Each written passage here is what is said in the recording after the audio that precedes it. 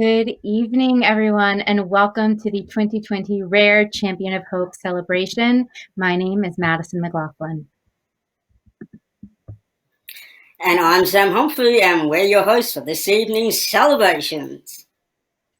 We are so honored and excited to be here tonight recognizing the inspiring work of individuals and foundations around the world and their contribution towards the rare disease community. For those of you who don't know me, my personal connection to the rare disease community is through my sisters. I've attended the Global Gene Summit and Rare Champion of Hope celebration for the past 5 years, and the experience of connecting with other rare disease families has been truly life-changing.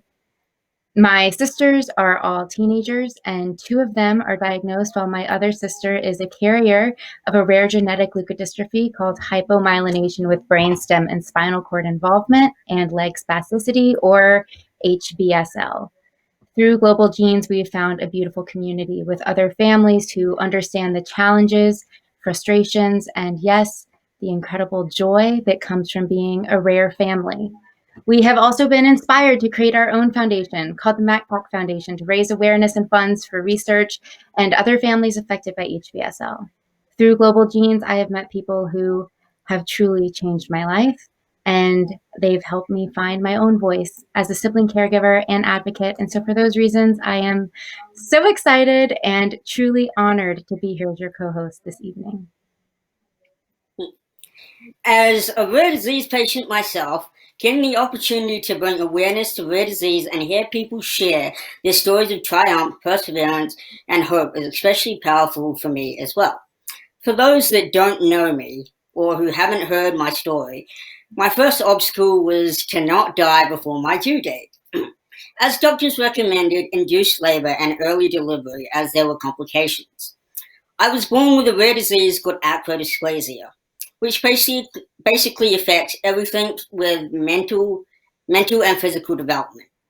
And because of those obstacles, as a teen, life growing up was not easy for me, like so many others in the rare community. There were many times that I thought ending my life would be far more preferable, as on many occasions doctors told my parents and me that my future was very uncertain, and that I would probably make it to my 18th birthday. But beyond that, it would be hard to say what kind of quality/expectancy of life I might have. However, these days the future looks bright and I'm alive. Of course, not without ongoing challenges and obstacles, but that's why we're all tuned in tonight to share inspiration and celebrate what makes us all truly rare champions of hope. Tonight is all about you, the rare disease patients, families, advocates, stakeholders, researchers, and every one of us with a connection to one of the 400 million people worldwide who suffer from a rare disease. It's about your perseverance, creativity, resilience, and compassion that fills us with hope for the future. All of this was evident with each Rare Champion of Hope nomination. Over 100 individuals and organizations received recognition for their incredible contributions towards empowering change for the rare disease community. It was with great difficulty that our esteemed committee selected 2020 Rare Champion of Hope awardees, whom you'll be hearing a bit more from later this evening. These heroes are truly reimagining the future of rare disease awareness and recognition. It is our hope that hearing their stories will revitalize your passion for change and inspire all of us to reclaim the hope that is crucial for driving research and answers forward. Especially this year, we have seen the rare disease community overcome all kinds of unforeseen obstacles to persevere and continue onward like no other. To kick off tonight's celebrations, we are pleased to welcome Chef Josh Mazakis of Town & Country Hotel in San Diego, California. Follow along at home as he shows us how to make a fresh vegetarian tortellini dish with just a few ingredients. Also, make sure to share your favorite moments from this evening on social media and tag at Global Genes for a chance to be highlighted, and be sure to use this event's hashtag 2020COH. It sounds delicious, and we look forward to seeing you all at the Town and Country Hotel in San Diego for the 2021 Global Genes Summit. Now, without further ado, let's head over to the kitchen and grab our ingredients for a nice home-cooked meal. Hello everyone, thank you so much for joining us for Global Genes Rare Champion of Hope celebration this evening. My name is Hera Chowdhury and I'm the Senior Manager of Engagement Programs with our Patient Engagement team here at Global Genes. We are so excited to be here tonight honoring some amazing leaders in rare disease. The stories you'll hear tonight are only a few of the examples of the courageous, inventive, and driven individuals and organizations bringing hope to this community. Thank you to all of the sponsors of tonight's event. We are so grateful for your support. Your generosity is what makes events and programming for the rare disease community like this one possible. Before we kick things off tonight, we wanted to make sure you're comfortable with some food and beverages while we honor these rare champions of hope. We are here today with Chef Joshua Mouzakis at the Town and Country Hotel in beautiful San Diego, where Global Genes will be hosting our annual Rare Patient Advocacy Summit next year in September 2021. We are excited to be here today. Hello, so again, I'm Chef Josh. I'm here gonna make the pasta for you now. I'm with Hera, the host. So let me get started by showing you the pasta dough. I had it covered here just so it doesn't dry out. But this is just a basic pasta dough. I have it in 3 different shapes here and I'll explain in a second. You can get pasta dough at any store locally, or if you feel confident, you can make it on your own. And it's basically just flour and eggs, sometimes a little bit of salt and a little bit of olive oil, but it's basically just flour and eggs. So here's how I store it in the fridge, in a ball like this. And I even freeze them at home in my house. And then when people come over and I want to do something impressive, I just pull it out. And because of the low moisture content, it defrosts really quickly. So these I have flattened out, and that's the reason for that is so that I can put it through the pasta machine. So I flatten it out like this, just kind of pressing it into a rectangle. And in a second, I'm going to roll it through the pasta machine. Now, as far as a pasta machine, there's three main different types. There's an electric one like this. There's a hand cranking one, or you could do it by hand. So by hand, just a rolling pin or even a wine bottle works. That's what Hera uses at her house. And then there's different various electric versions. So this is a version where I just attach it to my KitchenAid. You can buy this on Amazon. It's nothing expensive or crazy. It might get a little loud, but I'm going to start to roll it out. So you start on the thickest speed and just run it through. Wow.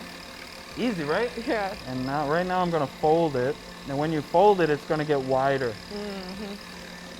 So see, really nice. It really makes the job easier. It does. It makes it way easier than your wine bottle at home, right? Yeah, we go in for hours maybe. And this dough is very yellow. And the reason for that is because I put a lot of egg yolks in it. And we use an organic egg yolk so that it's a better product and it's healthier and it tastes better. So you can see I'm just getting a little thinner each time I run it through. Nice. Almost there. And you just keep getting smaller and smaller until it gets to the desired thickness. Now if it's a little bit sticky, you can just put some flour on it. Now if you wanted to skip this process altogether, you can buy pasta in an Italian market or a decent grocery store that's already rolled out for you. So you could be at this stage here without having to do all of that. But that's it, so it's rolled out to the right thickness. Now in a second here, you want to let it rest just a little bit because the gluten in the flour is tight because we just roughed it up and worked it. But you give it just a few seconds. And then I have here just a big cookie cutter. If you didn't have this, you could use any circle and just kind of trace it with your knife. But because we have the cutter, it makes it easier. So I'm going to punch out some circles. Wow, perfection. Yeah, so we're actually going to make a tortellini, or like a large ravioli that almost looks like a wonton. And it can be intimidating when you see it in a fancy restaurant like Arlo. You see it plated and garnished. But when you watch us cook it here, you'll see that it's nothing to be afraid of. It's actually very easy, and you can do it at home. So we'll remove the excess dough, and we're left with just these circles. Now, you can use this again if you form it back into a ball. But like I said, the gluten has now been very worked. so it'll be really tight. So if you do that, you have to let it rest for maybe 30 minutes or an hour. Okay, so now we have these, and we're gonna do this together. I'll give you one to start. You know, I feel like I'm about to make a taco. Kinda, This you is kinda actually... are. It's funny that you say that, because taco will be like the first stage of the thing. Okay, so this is, I just have a plastic disposable pastry bag, and it's filled with goat cheese and a little bit of garlic and herbs. Oh, delicious. Yeah, so it's a really simple filling, and it's really good. Now I'm gonna make a little kind of dollop in the middle.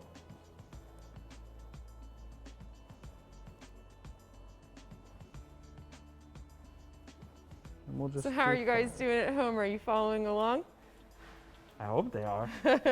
We didn't confuse them yet, did we? I don't think so.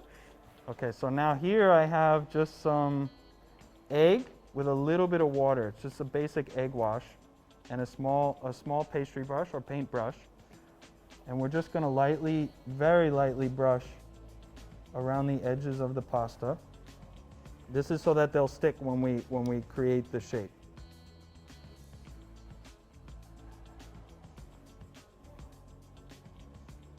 Okay, I'll show you one first. Okay.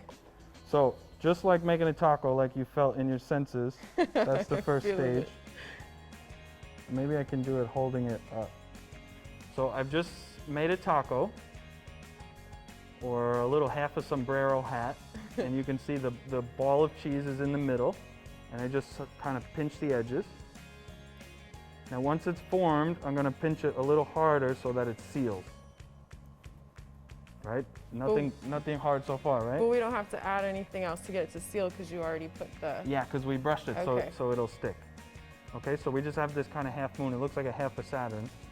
Now we're gonna make a little indent with our finger. And then we're gonna take the two edges and push them together and pinch. And that's it. So you Wow. have this Voila. really easy, right? That's so nice. And this, when we put it into boil, it's gonna stay like that. Yeah, it'll stay exactly like that. Yeah, as Wow. long as we pinch hard enough. Nice. All right, so you wanna try? Okay, I'll Okay, try. So, fold it in half like a taco. Okay. Are you guys following with us? Okay, I've got a taco.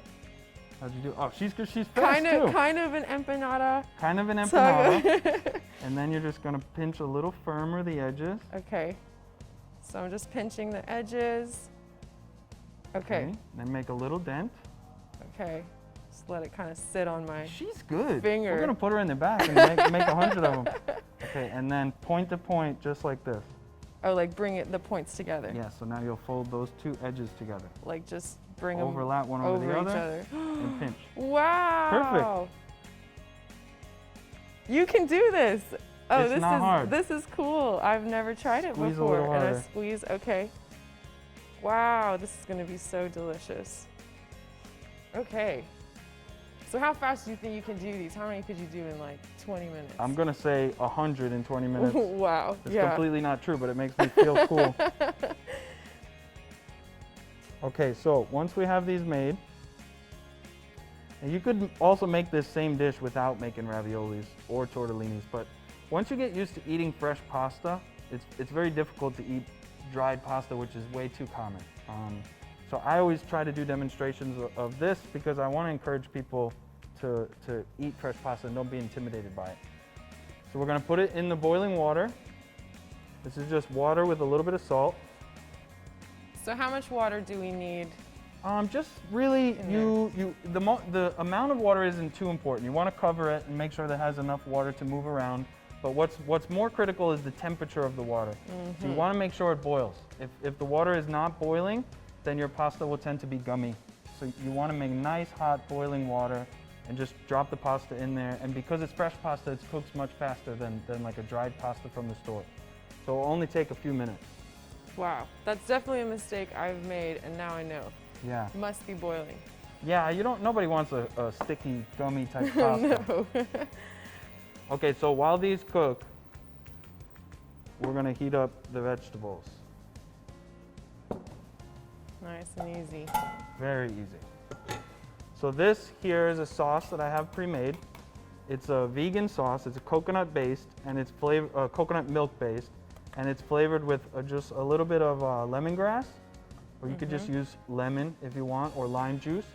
and a little bit of carrot for color.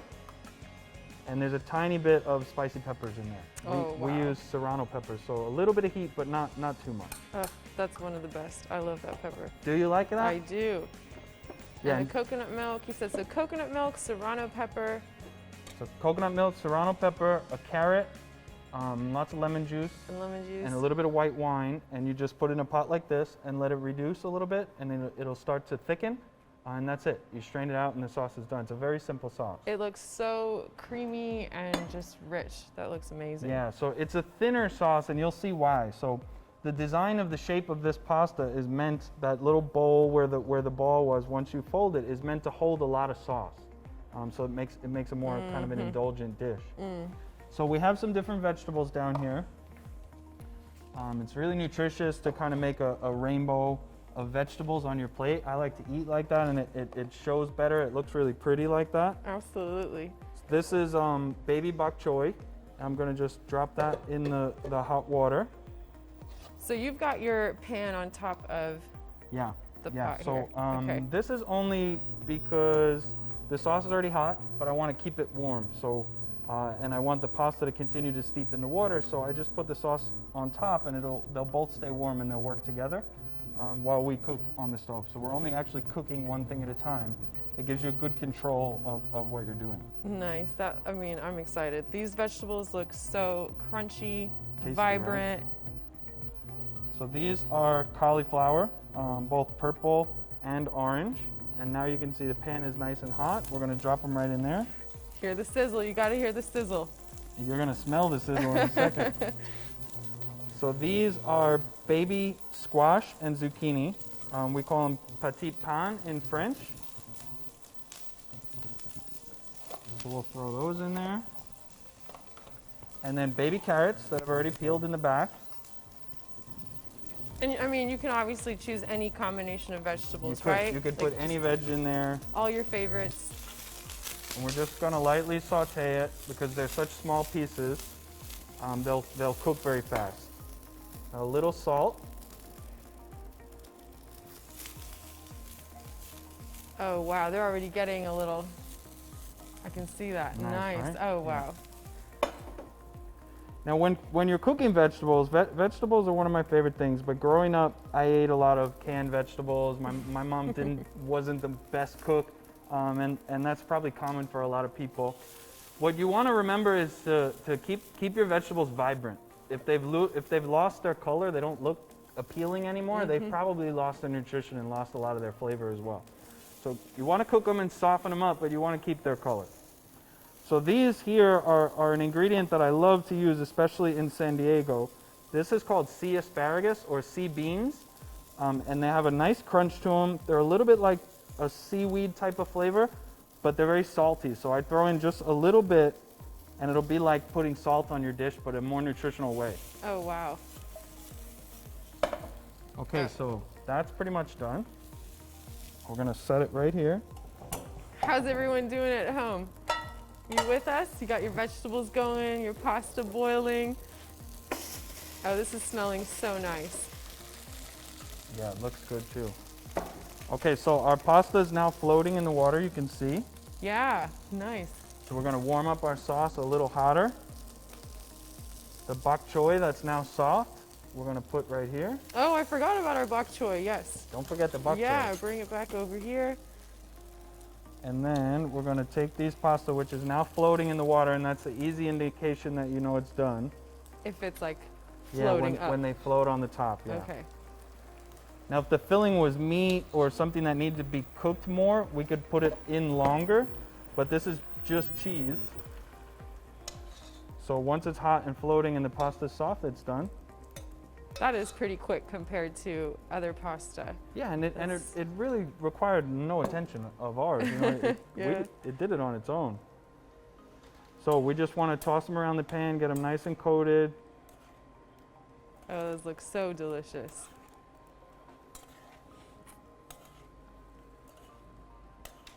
Okay, and then we're going to begin to plate them.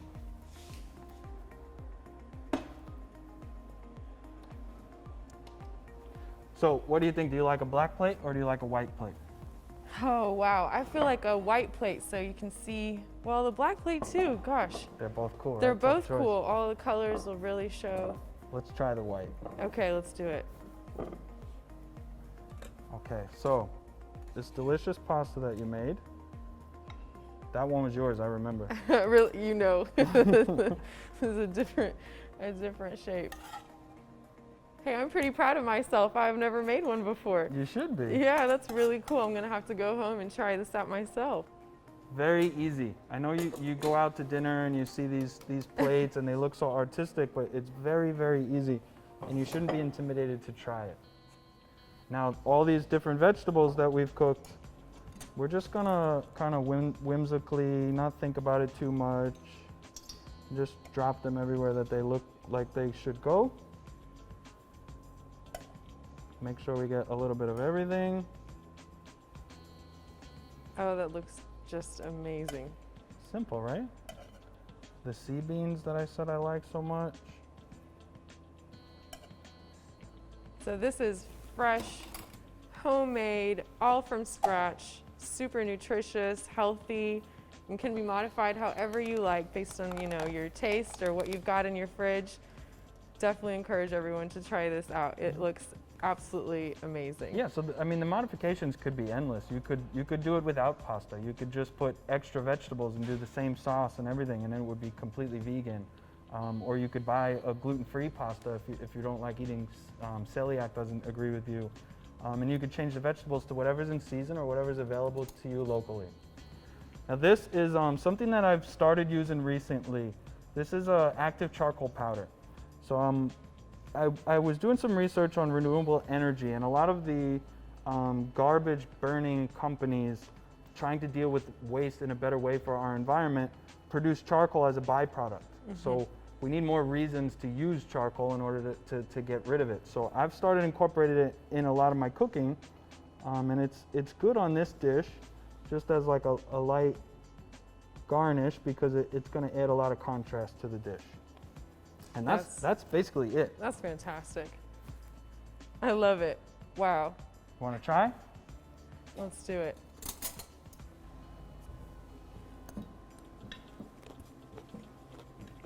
Cooked perfect. Amazing. Is it good? Wow, so crispy, and you can totally taste everything in that cauliflower. That's amazing. Good, really good. This looks incredible, Joshua. I really enjoyed the added touch with the charcoal and getting a chance to taste it. It was delicious. I hope everyone at home has been following along because this is amazing. And don't forget to share your culinary creation from tonight with us on social media by tagging @GlobalGenes and using the hashtag 2020COH. That's 2020COH for Champion of Hope. Thank you so much, everyone, for being here with us tonight. I've had a great time, and thank you, Chef Joshua, for preparing this meal for us. It's been such a fun start to the evening, and I'm so glad I got to do it here with you at the Town & Country in San Diego. Thank you so much for having me. This was really fun, and I hope that the audience learned something about making fresh pasta or just trying new foods in general. Yeah, I had a lot of fun. Thank you, absolutely. Next up, we will learn how to make a delicious beverage from one of Town & Country's amazing bartenders. Stay tuned. Wow, that looked really, really yummy. Welcome back, everyone. We hope you all had a chance to cook up something delicious. Before we hear from our first awardee of the evening. A heartfelt congratulations to all of the wonderful nominees for this year's Rare Champion of Hope Awards. There is so much good work being done in the community, and each of your stories is critical for someone out there who is just waiting for their lives to be changed because of you.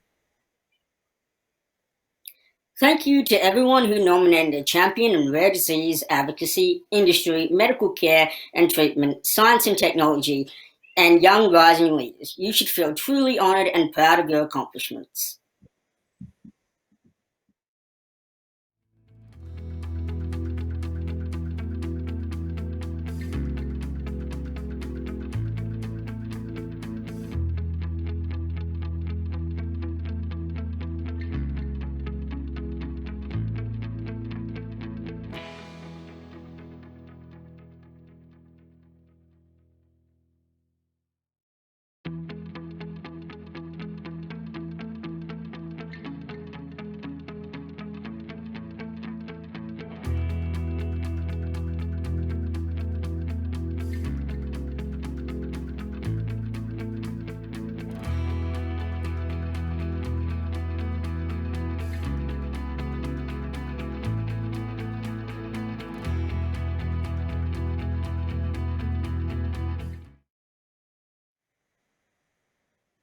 Speaking of rare rising stars, it is my privilege to announce the first of two winners of this year's Champion of Hope Rare Rising Star Award, Alexis Levine. Alexis is a clinical research coordinator in the neuromuscular program at Boston Children's Hospital, working on spinal muscular atrophy clinical trials. Her younger brother Barry suffered from an unnamed, likely genetic disease for his entire life. Lexi has taken the love she had for her brother and turned it into an undying work ethic in order to prevent other families having a similar experience. It is for this reason that Lexi knew from a young age she wanted to become a doctor and work with children with rare genetic disorders. As a sibling caregiver myself with sisters affected by rare genetic disorders, I am especially moved by Alexis's story, and I am sure her entire family is beaming with pride for the incredible accomplishments that she's made. Lexi, you are so appreciated and so admired by all of us. Thank you for honoring your brother so beautifully. Ladies and gentlemen, it is my honor to present to you one of this year's Rare Rising Stars, Alexis Levine. When I was 16 years old, I sat in front of a room full of world-class doctors who all agreed that my younger brother Barry had 6 months to live and that time should be spent in a pediatric nursing home. I cleared my throat and I said, "You don't know my brother. You want to see him do something? Tell him he can't and he'll show you." They all dismissed me as a blindly optimistic, overprotective older sister, but they were wrong. That was hope. For me, it was always easier to focus on the positive aspects of Barry's life and his illness rather than the negative one. And to me, that's what hope is. Barry unfortunately passed away when he was 16 and I was 18. In his last days of life, I promised him that I would figure out what this mystery illness was and do whatever I could to make sure that no child ever suffered the way he did. But at 18 years of age, I never could have imagined that I would hold true to part of that problem in a mere 4 years. When I graduated college, I reached out to Barry's former neurologist, Dr. Basil Darras, remembering that he had an amazing neuromuscular research program. By some chance, I was hired as a clinical research coordinator working on spinal muscular atrophy clinical trials. SMA is a devastating disease that in its worst form claims its victims before their second birthday. However, it's a really exciting time to be involved in SMA research because there are multiple brand new treatment options available. The hope in these families is almost tangible. And to me, that only fuels my drive to push this research forward as hard as I can so that these treatments will be available to all patients with SMA. I received a new patient who reminded me a lot of my brother Barry. I mentioned this to Dr. Darras, and we were discussing how Barry's case was such a mystery. Dr. Darras gave me a few suggestions on how to reopen the case. I received a phone call from Barry's former genetic counselor. She told me they found it. Barry was the 106th person in the world to be diagnosed with Jordan syndrome, or a mutation in the PPP2R5D gene. It is truly an honor to have received the Rare Champion of Hope Award. I would sincerely like to thank Global Genes for this honor. I would also like to thank Jordan's Guardian Angels for nominating me for this award and welcoming me into their community. I would like to thank the neuromuscular research team at Boston Children's Hospital, especially Dr. Basil Darras, for always allowing me to explore my intellectual curiosity. I would also like to thank my family for always supporting me no matter what. And most importantly, I would like to thank my dear brother Barry for not only igniting this passion in me, but also for giving me the true honor of being his best friend for his 16 years of life. This one's for you, Bear. Thank you. Congratulations, Alexis. What an inspiring story. We're rooting for you and wish you all the best. Our next awardee was unable to be with us this evening, but his powerful policy advancements for rare disease community in Thailand deserve to be recognized. I am honored to announce Anutin Chan Virakul, this year's Rare Industry Leader in Advocacy. Anutin serves as Deputy Prime Minister and Minister of Public Health of Thailand and has advocated for advancements in policy surrounding rare diseases for the past 17 years. He implemented the Leave No One Behind campaign, which established a national policy to improve quality of life for rare disease families. Anujin has a passion to raise standards of care and health for ties with rare diseases, and he's done so through policies like working groups for the development of rare disease care service and creating a collaborative rare disease information system involving stakeholders from all corners of the rare disease world. Congratulations, Anujin. Even though you can't be here in person with us tonight, we are so grateful for all the life-changing work that you have done for the rare community. Up next, we are so happy to announce the organization that has been awarded Rare Champion of Hope Advocacy this year. Congratulations to Fibromuscular Dysplasia Society of America. This organization is working to raise awareness for FMD through funding research activities and providing support and educating patients. Bringing together organizations from around the world devoted to FMD research, education, and patient care. This organization emphasizes developing its own roots while also working to provide shelter for FMD patients and raise awareness. Let's learn some more about this organization from their executive director, Pam Mace. I am so excited to be here this evening accepting this award on behalf of FMDSA. We are truly honored and humbled. Global Genes, thank you for this amazing recognition and for everything that you do for the rare disease community. I would like to thank the event sponsors. We would not be here without you. FMDSA would like to recognize our patient community, our volunteers, and our board of directors, past and present. We would like to acknowledge the researchers all over the world who are working to find a cause and cure for FMD. Dr. Olin and Dr. Gornick, we are so grateful for you and the rest of the Medical Advisory Board. To all of you, thank you for everything you've done to get us here. And to all of the advocates watching this evening, continue to share your stories, raise your voices, and live gracefully. Thank you. Congratulations again, and thank you for all the great work you do in rare disease. Can't wait to see what's next for your organization. Now, I don't know about you guys, but hearing about everything these leaders are working on is making me thirsty. What about you, Sam? I couldn't agree more, Madison. Sounds like a perfect time for us to be joined by Carlos Ramirez from Town and Country Hotel. Carlos is going to demonstrate for us how to make this special cocktail called the Blur. Follow along to create your own or modify it at home to create a mocktail. And when we come back, we'll hear from some more of this year's awardees and welcome a special musical guest. So stay tuned. Over to you, Carlos. Hello again, everyone. I am here with Carlos, who is one of the bartenders at the Town and Country Hotel. Carlos, can you please let us know a little more about the beverage you'll be making today? I am so excited to learn more. There are beautiful ingredients in front of us. What are we making? Yeah, so we're going to make one of our signature cocktails from the Arlo menu. It's called the Blur. It's a very simple 4-ingredient cocktail, but it's very refreshing. Very, it's a sweet and balanced drink that's great on a hot day and great for San Diego. So let's make it. Yeah. First, let's ice our tin. So I hope everyone has got their glasses, their ice, their different garnishes. You can find some things outside and definitely share your pictures with us and use the hashtag. We're going to be making a non-alcoholic along with an alcoholic version for those who prefer a virgin drink. We're going to start with an ounce of coconut cream. This is coconut pulp blended with sugar, water. So this is fresh coconut cream. Fresh coconut cream, and Delicious. we do not strain it, so it keeps its thickness, it keeps its viscous.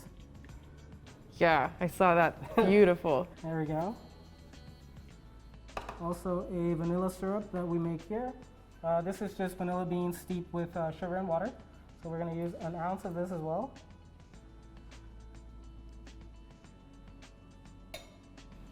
So coconut cream, vanilla.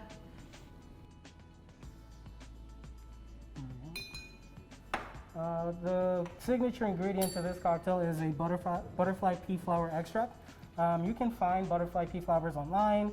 You can find a concentrate at the stores. All you have to do is steep it as you would a tea, strain it, and you get this intense blue, purple, indigo color. The cool thing about this is it's when it's introduced to citric acid or lime or lemon, even tonic water, it has a color changing effect. So this is one of those cocktails that we serve tableside to our guests so they can get the whole experience. Ooh. So we use half an ounce of that. So what if I don't have this at home? Is there something it's a substitute with? Do I need it for the drink? You don't need it for the flavor. It adds no particular flavor to the drink. It's just the color effect. If you happen to have some food coloring, that would work great to get that purple color. It just won't have the changing effect that this one would have. You have to come here to get that. Exactly, yeah. So for our alcoholic one, we're gonna use 1.5 ounces of Reposado tequila. And we choose to use Repo tequila because it has a more friendly approach than a silver tequila would. It's not as aggressive or as green as some people call it. And for the non-alcoholic, we're gonna substitute with mango nectar. I love mango nectar. This is gonna be a 1.5 nice ounces drink. of mango nectar. Like I said, we introduce it to citrus, so we squeeze half a fresh lime into our cups. And so you're saying the citric acid is what helps us get that color effect. Right. So when we make the drink, it'll turn obviously this lighter purple color. But when you pour it into the drink with the lime, you're gonna see a very nice color change. I'm guessing that's why it's called the Blur. Exactly. So we're gonna get you shaking a drink here. Just discard the water here. Oh, I'm gonna do this with you? Of course. Okay, cool. People at home need to see people make it. So this should be ready for you to go. There we go. Glass to the back. Okay, Shake like this. Just okay, a good 15 seconds of a hard shake. okay.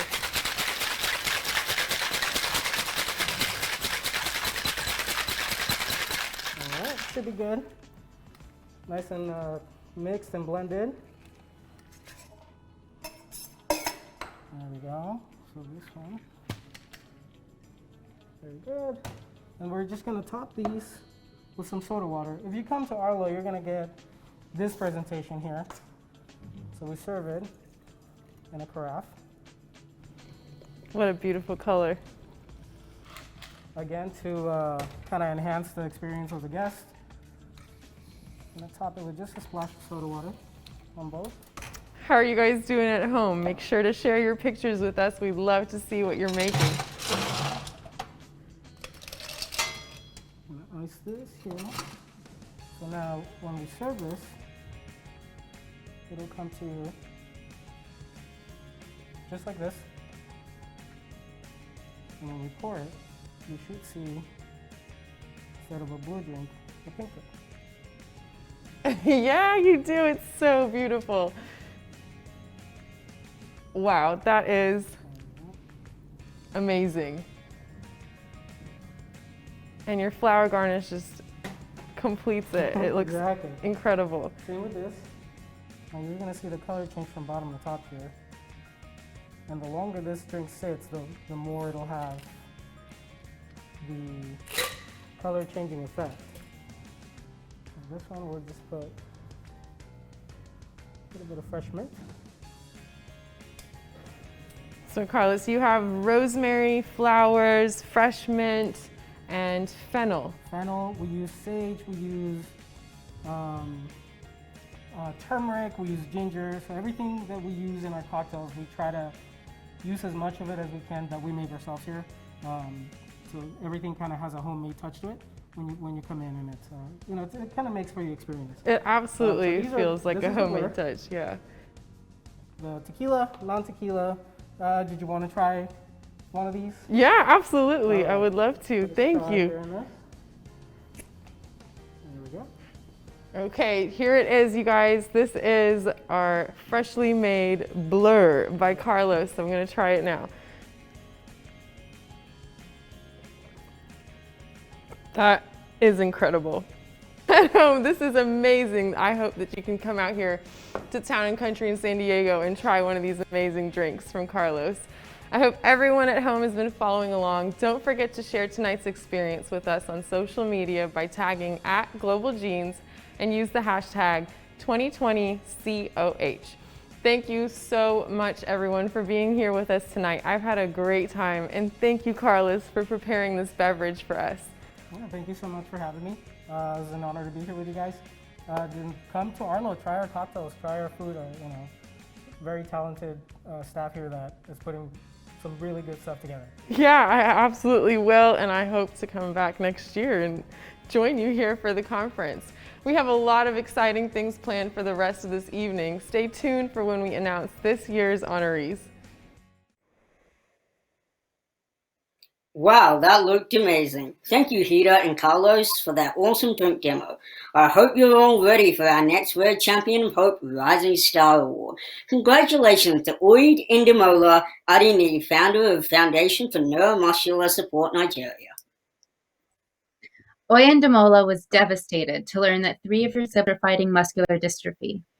She says that experiencing the loss of siblings and the isolation of growing up in the wake of this disease was something she wanted no other families to experience. So she created the Foundation for Neuromuscular Support Nigeria to provide support and destigmatize what it means to have a rare disorder.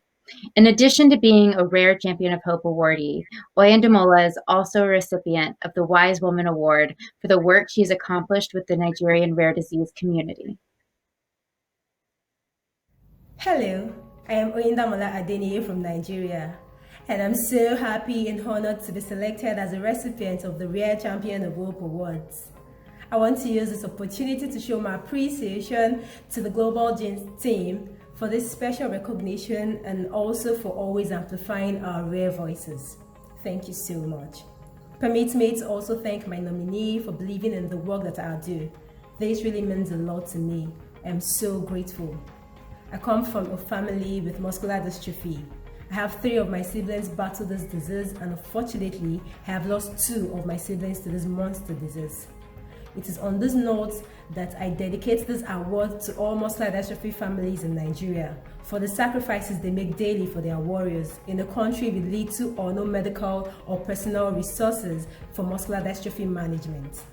Thank you once again, Global Genes, for this award. It will propel me to do more for our rare warriors. And I hope that you continue to thrive as an organization. Thank you. Congratulations again, Oya Indamola, for the recognition for your work is well deserved. Next up, we honor this year's Rare Champion of Hope in Medical Care and Treatment. This individual represents the standard of care for which we should approach all rare disease patients. Dr. Alex Collison has consistently improved the standards of care for rare disease families in rural areas through programs like ECHO model, which helps expand research and collaborations across the rare disease space. By approaching patients and families with compassion and understanding, as well as expertise, Dr. Collison has rightfully earned this Rare Champion of Hope. Hi, my name is Alex Collison. I'm a child psychiatrist and the clinical director of the Seaver Autism Center for Research and Treatment at Mount Sinai in New York. I'm so grateful to receive this Rare Champion of Hope award. For the past 20 years, I've been working with people with developmental disabilities, and along with my team at the Seaver Autism Center, we are totally committed to developing new treatments. There's a huge unmet need in rare disorders, but rare disorders also provide an important opportunity to better understand developmental disabilities more broadly. We are surrounded by hope in rare disorders. Hope of a new scientific discovery, hope of a new treatment, hope from families who participate in our research, hope for a better future for all those affected. Working with families with rare disorders truly feels like a privilege to me. Every day I have interactions that can impact children's lives. Sometimes changes are small, but they're always welcome to families and always rewarding for us as clinicians to see. I work with many different rare disorders, but this work began with the Phelan-McDermid syndrome community more than 10 years ago. Today, I lead an international group of clinicians and scientists to better understand Phelan-McDermid syndrome and to discover new treatments. While the work is sometimes very slow to advance, the families always maintain hope They stick with us, and they stick with their commitment to research. I'd like to thank Ronnie Blumenthal and the Phelan-McDermott Syndrome Foundation for nominating me for this Rare Champion of Hope Award. It's truly an honor to be able to play a small role in caring for these kids, and I'm deeply grateful and humbled to receive this award. Thank you so much. Congratulations, Dr. Collison. Our next awardee is doing such great work in the community and is the recipient of the Rare Champion of Hope Award in Science and Technology. Moncolec's collaborative work with the Cure Rare Disease Foundation is focused on understanding the mechanisms and discovering targeted genetic therapies for muscular dystrophy. His own journey with muscular dystrophy led Moncol to become a passionate thought leader in the rare disease field, and his humble beginnings have allowed him to become a true champion for new possibilities and treatments for muscular dystrophy patients and families. Congratulations, Moncol, and thank you for all of the inspiring work that you're doing for the community. Good evening, everyone. It's a great honor to be named a Rare Champion of Hope honoree this year. I'm a patient and researcher working on advancing individualized therapies for muscular dystrophy. We're living through a golden period for genetic therapies where having a genetic diagnosis is not the end of the journey for patients, but the start of exploring therapeutic options. In the last few years, many new exciting therapies have been developed to precisely edit our genomes, so have the potential to fix DNA mutations of rare disease patients. So hold the promise of individualized therapies, treating the genetic root cause and not just the clinical symptoms. It has been exciting to work in collaboration with Cure Rare Disease, in particular its founder Rich Hogan, to develop an individualized therapy for his brother. I would like to thank Cure Rare Disease for providing funding and a collaborative network of amazing academic and industry scientists to build a framework for individualized therapy. The young scientists in my lab that work tirelessly in developing new approaches, and lastly, other patient-based foundations such as the Muscular Dystrophy Association, Jane Foundation, and Neuromuscular Disease Foundation that have a strong commitment in investing in the potential of young scientists and thus ensuring a new generation of rare disease researchers. I dream of a day that a genetic diagnosis is not a confirmation of a future filled with struggles and challenges, but provides information on which genetic therapies that could be used. I look forward to working with those in the audience to make this a reality. Thank you. It's my pleasure to present this next award to our Rare Champion of Hope in Industry, to Timothy Walbert. As someone who's adopted and living with a rare disease himself, Tim has changed the lives of children with rare disease around the world by establishing Horizon Therapeutics, #RareIs Adoption Fund. It was with this program that provided adoption assistance for families to get over 30 children with rare diseases adopted into loving homes over a 3-year period. Tim's work to raise awareness and provide resources and support through #RareIs Adoption Fund is truly changing initiative. Congratulations, Tim, for all that you've accomplished. Thank you, Global Genes, for this honor, and most importantly, for your dedication and recognition of the entire rare disease community. As someone living with and caring for a child with a rare disease, patient-centric is not just a buzzword. It's personal for me, and at Horizon, it's personal for all of us. I know firsthand the incredible challenges that the rare disease community goes through each and every day. I also know the incredible life transformation things that this community is capable of. That is why at Horizon, we are committed to going to incredible lengths for the patients and communities that we serve. We join Global Genes and the tremendous advocates in this audience tonight in their mission of elevating the voices of the entire rare disease community. I'm also very proud of our RareIs program. Through this program, we partner with leading advocacy organizations like Global Genes and invite rare disease patients, loved ones, advocates, healthcare providers, researchers, and anyone else who cares about rare to share what rare means to them. Just this year, we collaborated with the community to launch the RareIs Scholarship for Rare Adults program to pursue educational goals and take their advocacy to the next level. Through our partnership with Gift of Adoption, we have helped 21 young children with rare disease find their forever home. Of course, we know there's still much more to do. The community needs more research and even a larger platform to share their voices. We are trying to do our part at Horizon, to listen to and to partner with the stakeholders so that we can go to incredible lengths together. Again, thank you for this honor and your ongoing partnership, and most importantly, for your dedication to the rare disease community. Have a good evening. That's amazing. Thank you so much, Tim, for all that you do. Now we would like to celebrate something that's truly special to the rare disease community. We are excited to share with you all the story of the Fitzmaurice family, brought to you by Horizon Therapeutics, the Tuberous Sclerosis Alliance, and Sing Me a Story. Their lives were changed forever when John, the youngest of the 3 Fitzmaurice children, was diagnosed with tuberous sclerosis. Tuberous sclerosis is a rare disease that causes there to be tumors or growths in the brain or elsewhere in the body, and can have a debilitating effect on patients and families.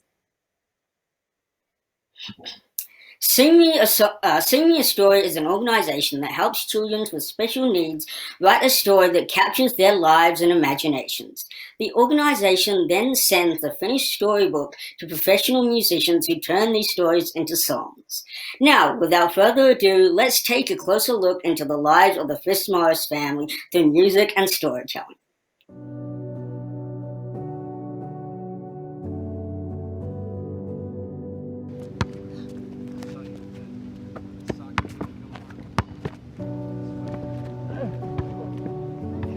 We found out that John most likely would have this condition, tuberous sclerosis, before he was born. I went for an ultrasound at 23 weeks, and it was a complete shock. They found a tumor in his heart that we were told was a rhabdomyoma. We just thought we were going to have our 3rd healthy, happy little boy. And they discovered that he did indeed have tuberous sclerosis complex.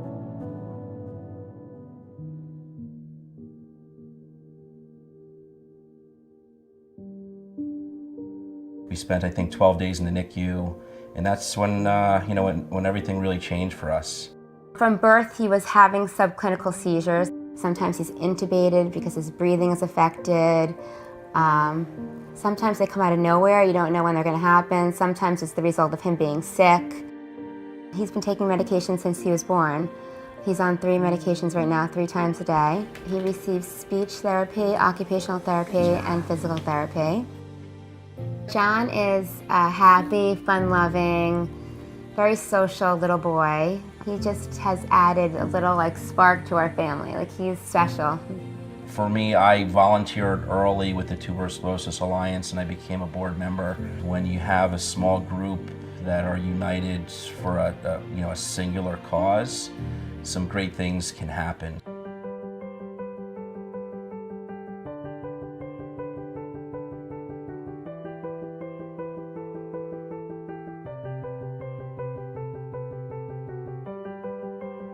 Tom from Sing Me a Story called, and he seemed like such a nice guy, friendly, personable. He made us all feel very comfortable. I love getting to be a part of a family for a day, especially a family like this, made up of brothers just like how I grew up. John is a very special kid because he doesn't seem to let anything get him down, and that is made possible by his brothers.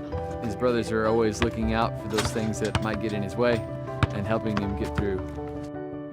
I definitely feel like this is perfect for him because John loves music. He was just so excited to talk to Tom, and he's going to meet Mr. Tom, and whenever he would doodle on his little drawing board, he wanted to show it to Tom. He was so excited. So for him to have a song that he, wrote, had a story put to a song, just sounded really cool. And he wrote about swimming. His brothers really helped. His brother Andrew first wrote a story about why he loved John, which I thought was so sweet. He might be different from other people, but I still love him the same, and we do stuff together a lot, and we have a close relationship. I helped John with the swimming story. and going down the water slide. John deserves this spotlight because, you know, for me, he's just a kind of a warrior. And, you know, he's been through so much.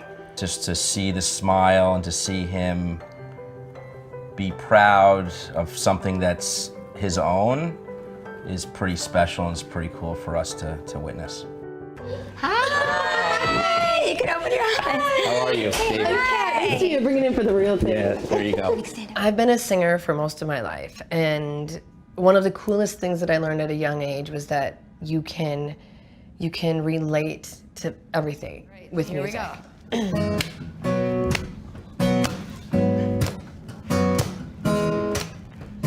James, Andrew, and John are having lots of fun, swimming in the pool on a summer afternoon, splashing down. For me, it was an emotional experience, and it was just, you know, pretty incredible how she took John's story and the boy's story and made it, you know, into a pretty incredible, you know, creation.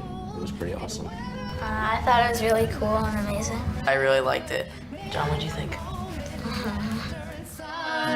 Whether the days are gray and lonely, I always know I have someone. Brother, what would I do without you? You plus me equals 3. Brother, what would I It is my honor, you guys. I'm so excited. Please welcome Kat Perkins as she performs her new song, Inspired by John, for the very first time. Give her a hand. I think we both got emotional because, you know, Andrew and James are only a little bit older than him, but ever since John was born, it's basically been all about John. They're amazing brothers. They take such good care of him. I'm so glad that I could make them feel something and unite us all in this experience with a simple, fun song about brothers. I believe there's power in music. I think John will memorize this song within a week's time, and it'll be something that we can take and move forward for the rest of our lives.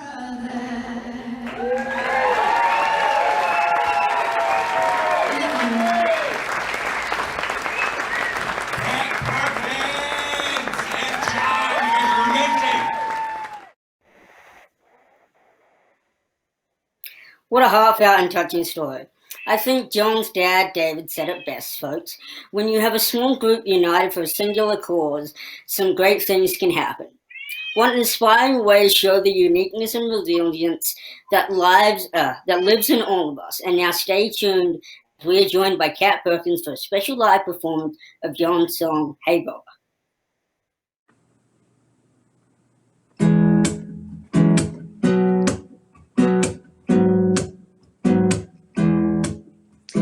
James, Andrew, and John are having lots of fun, swimming in the pool on a summer afternoon, splashing Dad and Mom and Maggie the dog.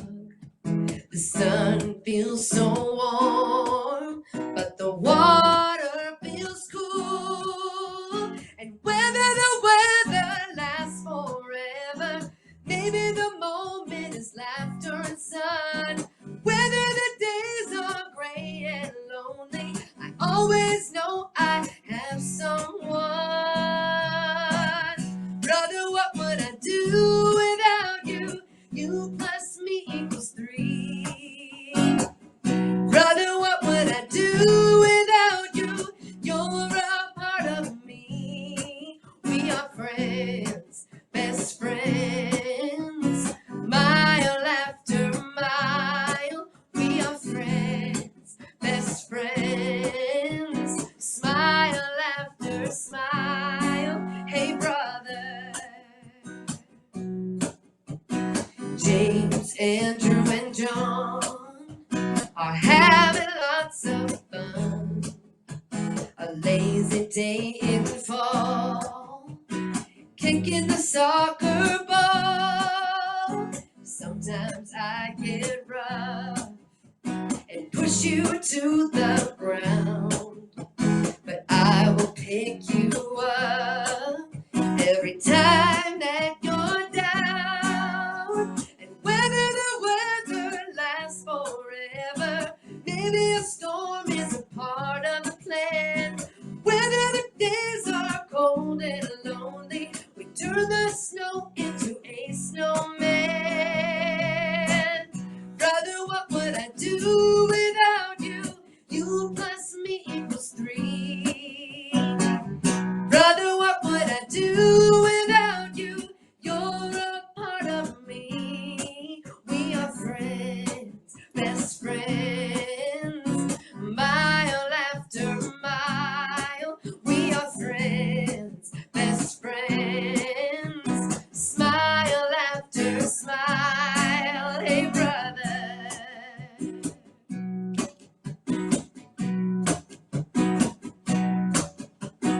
Brother, brother, like no other. Brother, brother, like no other. Brother, brother, like no other. Chillin', chillin', chillin' like a villain. And whether the weather lasts forever, maybe the moment is laughter and sun. Whether the days are gray and lonely, I always know I have someone. Brother, what would I do without you? You plus me equals 3.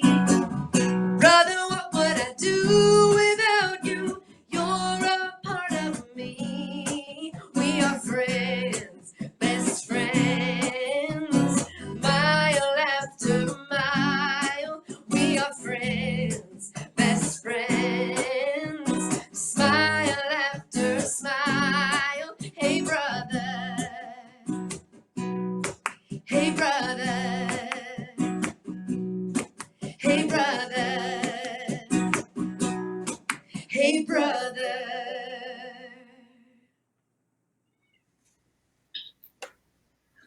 What a beautiful and moving performance. Thank you, Kat. We are joined now by the Fitzmaurice family. You're welcome. We're joined now by the Fitzmaurice family for a short Q&A session. Thank you, David, Janine, John, Andrew, and James for being here. Can you tell us a little bit about what having this song means to your family? Well, first, thank you for having us. We'd like to thank Global Genes for inviting us here tonight to share John's story, and to Kat Perkins for taking John's storybook, Swimming with My Brothers, and turning into a story of hope. And hope is what the song means to our family. Every time we listen to this song, we are overwhelmed with emotion. For me, I realize how much John has gone through in his short life. From seizures caused by his brain tumors, regular doctor visits, to overnight EEG stays, MRIs, 3 medications 3 times daily, therapies, and special schooling. We all know how difficult rare disease can be at times. As I listen to the lyrics of Kat's song, whether the weather lasts forever, maybe the moment is laughter and sun, whether the days are gray and lonely, I always know I have someone. Through it all, John has fought tuberous sclerosis, and he will continue to fight with a smile on his face, with the love and support of his older brothers, Andrew and James, his family, and friends, and the community of the TS Alliance. This experience was a moment when we could celebrate John and all of his accomplishments. John is an inspiration to all of us. And in the end, our wish for John's story and this song is to spread education, awareness, and hope for a better tomorrow to those affected by rare disease.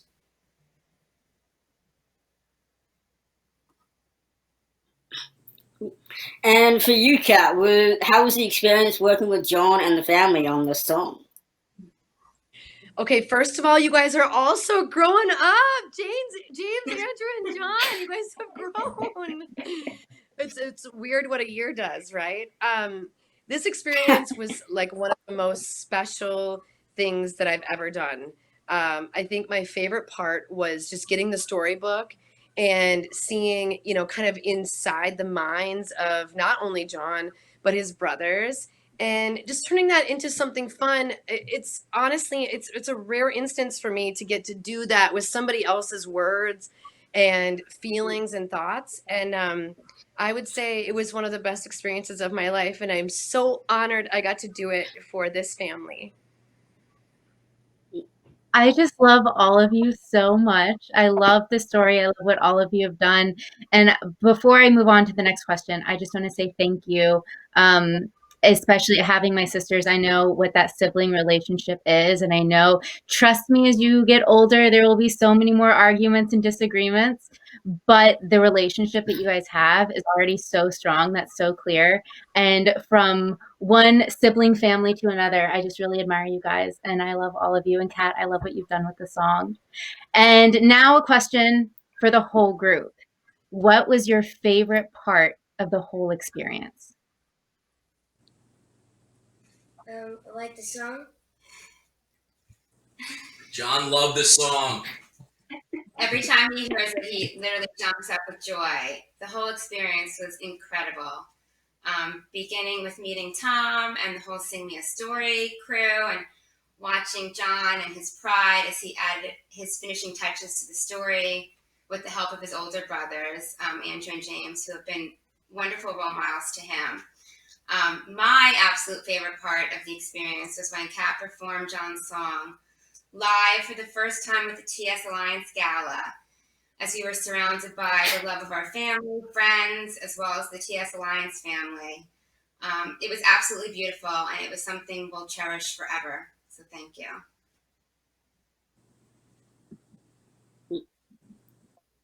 Well, thank all of you so much. Yeah, Kat, what's your favorite part? My favorite part is very similar because when I got to fly out to New York and meet the entire family, and when we filmed our little story and when I got to meet them in person, I had seen this story, in pictures and in words, and I had this vision of what the family was like, right? But then when I got to meet all of you in person, it was one of my favorite moments of all time. When you just said that, I got the goosebumps remembering performing it live and having John right there in the audience and cheering right after it got done. It was a momentous time, and I will never forget that moment in this great big world because it was just so fun, and we got to unite over music. That is so beautiful. This song has truly been so special for me, and I know for the whole audience to hear. So thank you guys so much, and thank you for all joining us and being here. Having everyone here has been so special, and it's been really, really fun learning more about your family and you, Kat, and your whole experience with Sing Me a Story. Thank you guys so much for being here. Thank you. Thank you. Thank you, Kat. Thank you.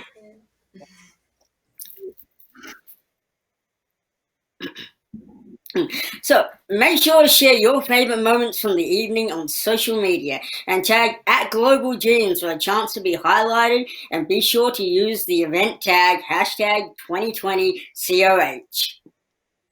Our final award of the evening holds a special spot in the hearts of all of us at Global Genes. For the first time, we will be honoring a Rare Champion of Hope awardee with the first ever Rare Founders Award. Hello, everyone. What another extraordinary night. That was a sneak preview. Small technical difficulties. Sam, take it away.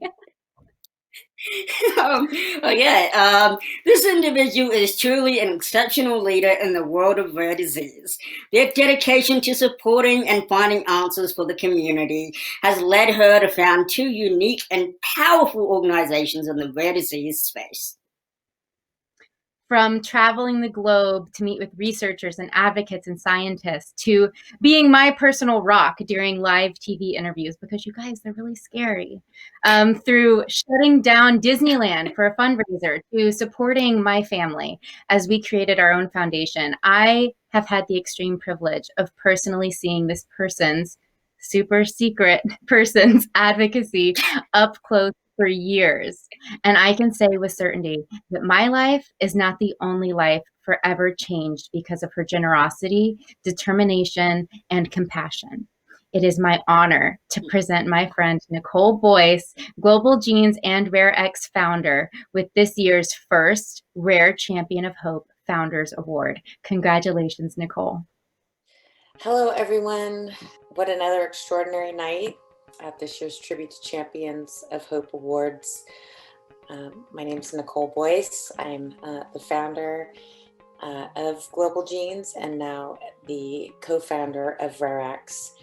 And I just want to thank all of you. It was such an honor to receive the news that I am being given the first annual Founders Award at the Tribute to Champion of Hope's annual event. And again, just want to reiterate what an honor it is. I think being a founder is something really hard. It's not easy. You have to own the good, the bad, and the ugly. You have responsibilities to inspire people to follow, sometimes where the future isn't always clear. You're asking people to take a lot of risks, and it is never easy.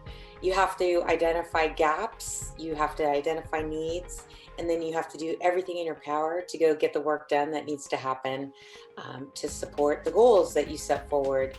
And I believe and want to thank Global Genes for recognizing the importance of founders, especially in this world of rare disease. Because for many of you out there, we know that it takes a village. Nothing is ever done in a silo. As a founder, you need to surround yourself with extraordinary people that can help usher forward everything that you believe needs to happen. And a lot of weight is put on you in this capacity. And despite all of that, being a founder, many of you still will have the challenges of the day-to-day, being, individuals, patients, others in the ecosystem that have, so many other challenges that you're dealing with on a day-to-day basis. And then to really be able to move forward a vision and be a founder of something, is just added stress and time and talent that is needed. And for that, I commend all of you, and just want to thank Global Genes. I believe that founders in rare disease are really important, and we have a lot of work to do, unfortunately, and that if there's a way to recognize those that, kind of take the bull by the horns and go out there and make stuff happen where there was nothing before, I think it's an appropriate honor to bestow on a lot of the extraordinary people that exist and are working so hard in rare disease. So thank you to everyone. It means an awful lot, and I just look forward to the future. Again, we have a lot of work to do. We need to buckle up and jump in and go. But I wish everyone and all the other award recipients tonight, I would like to send a personal congratulations. This has been a special evening for so many for so long. I'm sorry that we can't all be together at one of the extraordinary events where this used to be in person, but such is the new norm within COVID. So thank you, Global Genes. Thank you to the team. Thank you to those that nominated me personally, and to those that decided to bring forward this really important award. So thank you so much. Congrats to everyone. Have a good night. It's definitely been a hard road. Thank you, Nicole, for everything, and congratulations again. What an incredible evening, hearing all the accomplishments and stories from this year's awardees. Your perseverance and determination in the rare disease community is a source of hope for all of us. I think I speak for all of us when I say that I am truly awestruck by some of the work that's happening to raise awareness, fund research, and develop therapies and cures for families and patients around the world. Together, we can accomplish so much, as we've seen tonight and through everything the rare community has faced this year. We want to thank all of you for tuning into our show to show your support for rare disease community this evening. To everyone nominated this year's Champions of Hope, and of course all of our nominees and awardees, we hope you all have a great rest of your evening and that you've enjoyed the 2020 Rare Champion of Hope celebration. And don't forget to let us know what you thought about your experience tonight. You can share your insights in the survey link below or keep an eye out for it in your inbox. Thank you so much for having Sam and I. This has been such a special, special night. Thank you guys. Good night, everyone. Good night.